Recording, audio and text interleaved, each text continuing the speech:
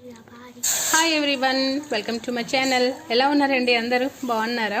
నేను స్టార్టింగ్లో అనుకున్నాను, ఎవ్రీడే స్టార్టింగ్లో కాదులేండి, జస్ట్ 1 మంత్ బ్యాక్ ఎవ్రీడే ఒక 3 షార్ట్స్ పెడదాం, 3 డేస్కి 1 వీడియో పెడదాం అనుకున్నాను.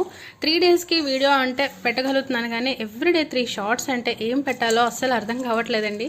ఇంట్లో చేసిన ప్రతి రెసిపీని అయితే మనం వీడియో తీయలేము కదా, ఎందుకంటే అందరికీ తెలిసిందే 10 నిమిషాలు అయ్యే పని వీడియో తీస్తే అదొక గంట పడుతుందండి. ఎందుకంటే ఈచ్ అండ్ ఎవ్రీథింగ్ షూట్ అవుతుందో లేదో అనేది చూసుకోవాలి. సరేలేండి, ఏదో ఒకటి నేనైతే చేసే రెసిపీస్ అయితే పెడతా ఉన్నాను. ఈరోజు అయితే సేమియా బెల్లంతో చేశానండి. నాకు తెలిసి మీలో చాలామందికి తెలిసే ఉంటుంది, అయినా వన్స్ నేను నా స్టైల్లో చూపిస్తున్నాను. నేను దీంట్లో గీ అని డ్రై ఫ్రూట్స్ ఏం వేయలేదు, సింపుల్గా బెల్లంతోనే చేసేసానండి. బెల్లంతో చేస్తే బాగోదేమో అని చాలామంది అనుకుంటారు, బట్ బెల్లంతో చేసినా సరే చాలా బాగుంటుంది. ఎందుకంటే స్టార్టింగ్లో నేను కూడా అట్లానే అనుకునేదాన్ని, బట్ పిల్లల కోసం అనేసి నేను చేంజ్ అయ్యాను. అండ్ అది తినడానికి కూడా చాలా బాగుంటుందండి. తెలియని వాళ్ళు ఒకసారి ట్రై చేసి చూడండి.